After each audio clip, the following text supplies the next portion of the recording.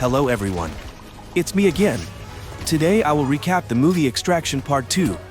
This time, Tyler is back, as a mercenary. He alone can handle the whole gang of new weapons dealers. They have a warehouse of heavy weapons, with a series of elite soldiers, not inferior to Tyler. Can Tyler defeat them? Let's watch today's recap with me. Tyler Rake was originally a professional mercenary.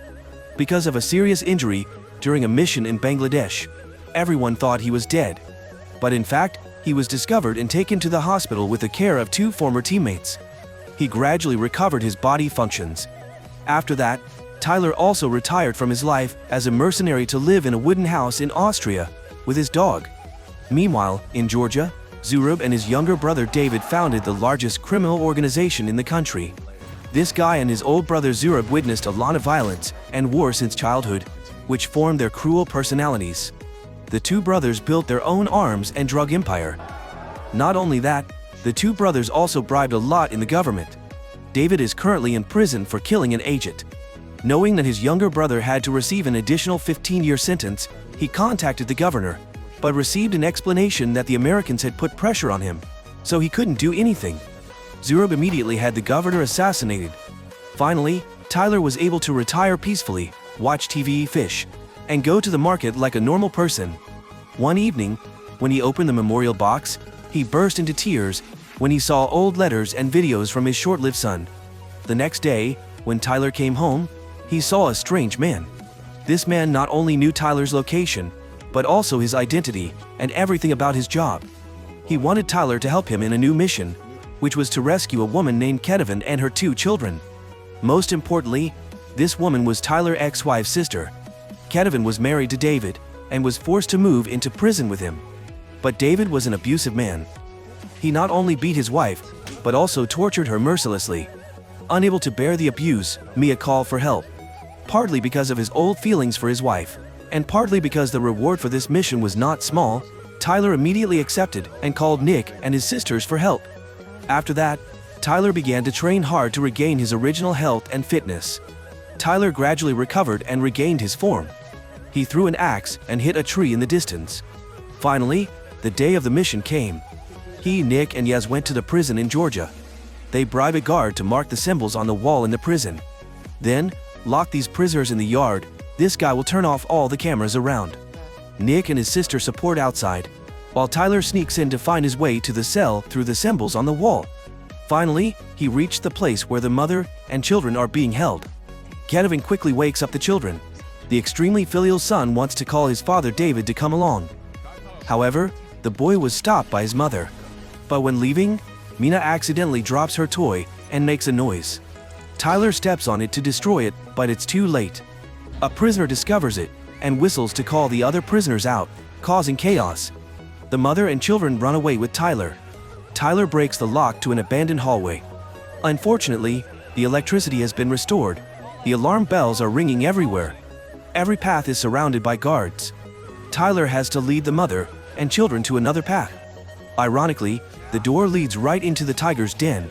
The place was surrounded by other prisoners. They rushed to grab Tyler's gun. He fought with them and was forced to shoot one of them to scare the others. He then set a mine to open the door, taking the three away in time, before the prisoners attacked again. Tyler's action this time led to a riot. Other prisoners rushed out to beat the guard and steal the key. Thanks to Yaz's guidance, Tyler found a slide on the ceiling. He pushed the three of them out to where Nick and Yaz were helping. However, when Tyler and Kevin managed to climb up, David appeared and attacked them. Kevin was immediately knocked down. Each curse from David was accompanied by a blow like a thunderbolt to Tyler. Because Tyler was unable to react in time, he was attacked continuously. Kevin saw the danger of the situation and also ran to grab David's neck. Although it was useless, it was enough time for Tyler to counterattack. Tyler quickly pressed David's face into the stove, then tore off his hand, causing him to feel like he was going to die. Finally, killing David with a stab to the neck. At that time, a group of prisoners had chased to the end of the corridor. So Tyler told Nick to take the children away, and he would find another way out. The riot also brought the police here, and a fierce battle broke out between the two sides. Tyler and Kevin were also forced to cross this battlefield to escape. He could only walk and shoot, but unfortunately, His ammunition was limited, and he could not shoot randomly. The prisoners saw Tyler, and were just waiting to pounce on him. Tyler quickly counterattacked them. Kevin next to him used his shovel to increase his momentum. Finally, Tyler's gun ran out of bullets. Tyler had no choice but to put down his gun and use a knife to fight hand-to-hand with them. Tyler had to fight many people while protecting Kevin. Tyler then hugged Kevin and threw out a grenade. The explosion opened up an opportunity for the two of them. But at this moment, Tyler was hit hard in the head, and his face was dizzy for a moment. Tyler was bleeding from the head. One of them took the opportunity to carry Kevin away. Tyler regained his composure, chased after them, grabbed the police shield to both defend and attack. The shield helped him avoid the petrol bombs. Tyler used his burning hand to punch these guys without missing a single hit. He punched these guys until his hand was tired and the fire went out. Finally, Kevin was saved. Nick and her men also promptly collapsed the door to support and get both of them out. But bad news also came. At this time, Yaz warned that David's gang, Nagazi, was chasing them. The group left in a bulletproof car, firing a shot that blew up the prison door. When they got out, Tyler instructed the kids to put on bulletproof vests and hide in the back seat. And they clashed with the Nagazi gang. The Nagazi opened fire on Tyler's car. Luckily, his car was bulletproof. A chase broke out. Nick and the others quickly returned fire, flipping several of their vehicles. But there were too many enemy vehicles ahead. Charging in would be like seeking death. Tyler steered the car through the forest. The motorcyclists chased after them. Although they killed a few, the motorcyclists outnumbered the Yuan army. They threw grenades at Tyler's group vehicle, causing it to explode. At this point, the group only had Tyler and Nick's vehicle left. They drove over the group of motorcyclists. One of the motorbikes was so busy that it hit a tree and rolled over. At this time, the Nagazis were frantically shooting, wanting to break the car's windshield. The innocent son asked his mother why his uncle's men wanted to shoot they. But right when they were about to reach the gathering place, Tyler's car was hit by a bomb, flipping it over. Nick and Yaz quickly turned their car around to cover for Tyler's group to get out of the car.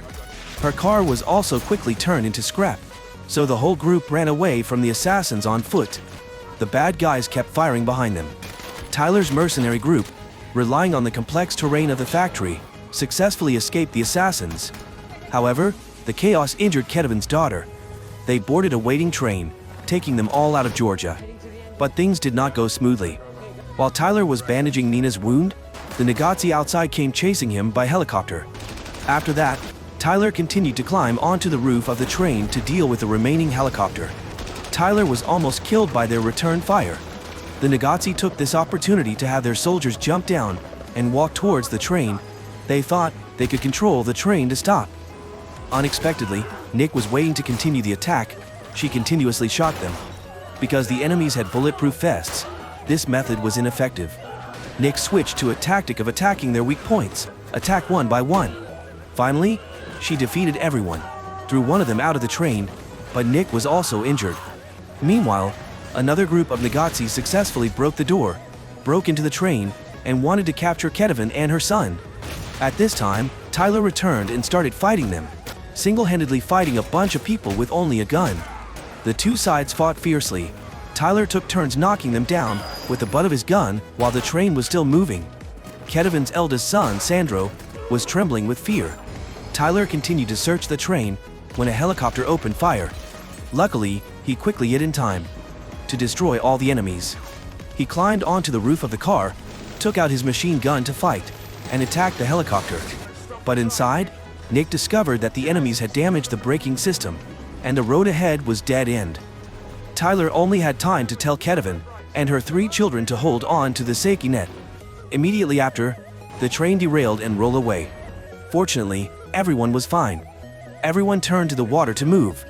At this time, Kevin's son refused to leave without his father. Kevin told his son the truth that his father had died at Tyler's hands. Sandro looked at Tyler with a very resentful look. The boy hit Tyler, but nothing could change. Meanwhile, Zurab received news that his younger brother David had died because of someone, not because of a feud between gangs. He kept watch over his brother's body, remembering his father's old words that he had to protect his brother to the last drop of blood. He swore that he would avenge this revenge at all costs. On this side, Sandro could only board a waiting plane with everyone. But when they weren't paying attention, Sandro stole the satellite phone, hid in the bathroom, and called Zurab. Zurab manipulated Sandro into thinking that his mother was a maniac and planned to assassinate his father. Sandro tells Zurab where they are going. Hours later, the plane lands in Austria, where Tyler's men hide in a hotel. While Yaz is handling paperwork for the three of them, Sandro believes that his father put them in jail just to protect them from rival gangs. But Tyler says that David really wanted to kill his mother. Of course, Sandro doesn't believe Tyler. On this side, Zurab immediately gathers the most volunteer Nazi soldiers to hunt down his brother's killer. His uncle also advises him that Zurab is wasting the soldiers' lives. Back in Austria, after hearing Tyler's family story, Sandro feels guilty and confesses that he called Uncle Zurab and told him where he is. A helicopter appears in the sky. The Nazi had chased them here. Tyler immediately took everyone to escape. At this time, Sandro texted Zurab to meet him in the alley behind the building. Kevin saw her son's unusual behavior. She knew right away that he had revealed the location. She angrily questioned Sandro, but the boy only had his father in mind. At this moment, the helicopter had frantically fired into the house, with the motto of killing by mistake rather than letting go. So he didn't care about the life and death of Kevin and her children. When they finished sweeping and were about to turn around, Tyler took out a grenade launcher, but unfortunately there was no one left. They dropped people on the rooftop, and the hotel below was also surrounded. The police saw the riot and also came, but were mercilessly shot by the Nazi. The police didn't expect the enemy to have such strong firepower. Inside, everyone had gotten into the car, but Sandro opened the door and ran away, forcing Yaz to chase after him. While Tyler's group left first, the Nazi blocked the roads and kept shooting at them, forcing him to retreat. Sandro ran to Zurab. He put down his gun and called his nephew to his side. At this moment, Nick drove to the rescue. Unfortunately, they shot her once and flipped the car, but luckily Nick was fine. However, Zurab refused to let the two of them go. While fighting back fiercely, he threw grenades to find a way to escape in the garage. At this time, Kevin and her children were trembling and hiding inside. Tyler had to fight alone against the enemy. He shot down a group of people and fought with his bare hands with the remaining one. This guy slashed many times trying to kill Tyler. Finally, Tyler pushed him into the car and killed him with a grenade. On this side, Nick and Yaz could only escape to the rooftop, while Tyler was also blocked by the Nazi, having no choice but to stop the car and rush out to fight. A police helicopter flew in, but the Nazi fired a rocket that exploded the helicopter. They shot Joket at the ground task force, and the two newly arrived police cars were destroyed. Tyler killed them and could only take the Kevin family back to the hotel. On the hotel rooftop, Nick and Yaz launched a surprise attack, wanting to take down the guard to steal the helicopter. Unexpectedly, there were too many of them. Nick, despite her fighting skills, was still no match for their numbers. She contacted Tyler for reinforcements. Tyler had gotten outside and was struggling with the Jokets. Zurab chased Tyler but missed. He contacted his men to block all the exits, determined to keep Tyler at bay. On the rooftop, the Yar sisters were struggling. These assassins were like reincarnated cattle. Tyler had also arrived, and he placed a grenade in the elevator. Then he continued to massacre enemy. Nick sent his younger brother to pick up Tyler's family, and she alone took on the two big guys. They wanted to push her to her death, but Nick was no pushover. In the end, Nick fell onto the roof with a soldier, both of them unconscious. Inside, Tyler saw Nick about to slide down, and immediately accelerated to kill the last soldier. In a hurry, he broke the window in time, catching Nick at the last second. But when both of them were still hanging in the air, Zurab appeared, arrogantly shooting Tyler's hand. He wanted to enjoy the feeling of tormenting Tyler. He probably didn't expect Nick to suddenly wake up and break the glass under his feet. Now Zurab was hanging like them. Tyler used all his strength to throw Nick into a room. Thanks to that, Nick found Kevin and her son in time and saved them. On the roof, Tyler and Zurab climbed up, starting a one-on-one battle, unequal in strength, neither giving in. Finally, when Tyler pulled out his knife to finish Zurab off, the glass shattered, causing Zurab to fall into the room below, unconscious. With no time left, Tyler ran to the helicopter. But unexpectedly, when Yaz just got there, she was shot by Zurab. Taking advantage of the moment Zurab's gun ran out of bullets, Tyler managed to get Yaz onto the helicopter and leave.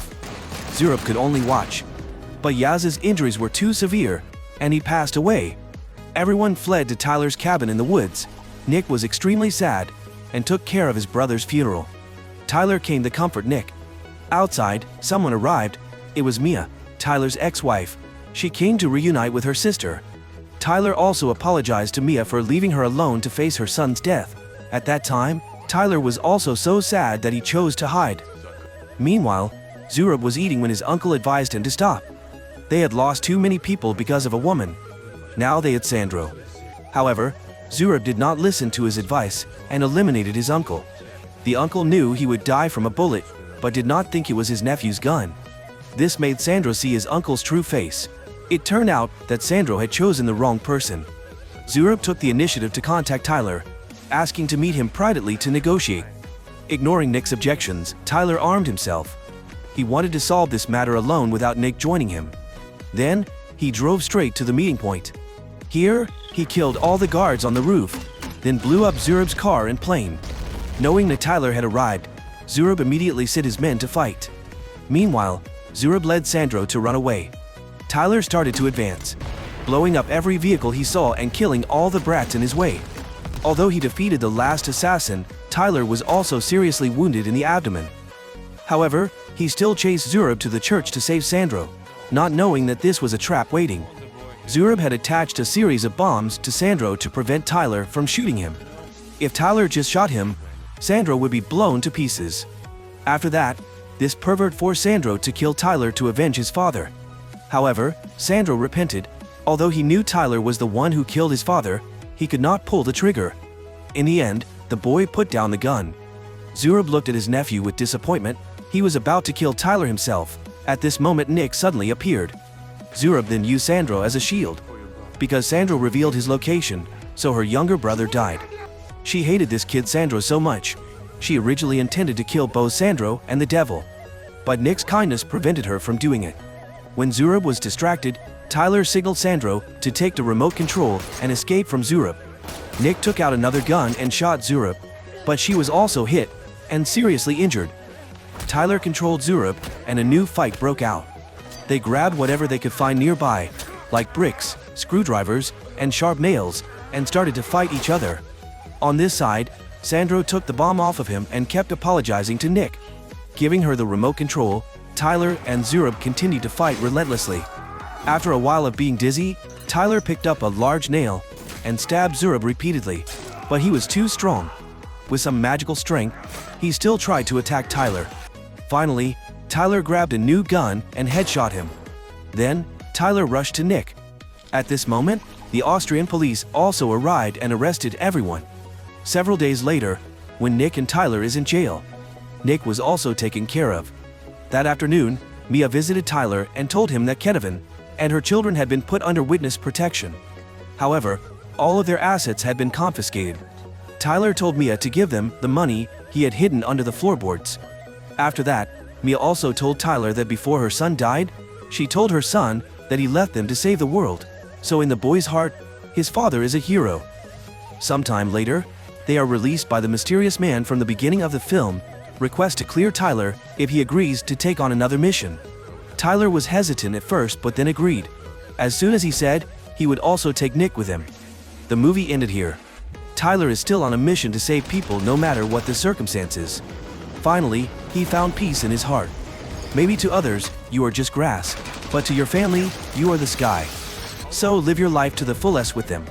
You can live outside of society with one or two faces, but there is only one place where you can be true to yourself, and that can only be your family. Thank you very much for your support so that the channel can develop like today. If you find it interesting, please give me a like and a comment about this movie. Especially, please subscribe to the channel to follow my recap the movie recap. See you again, my dear friends.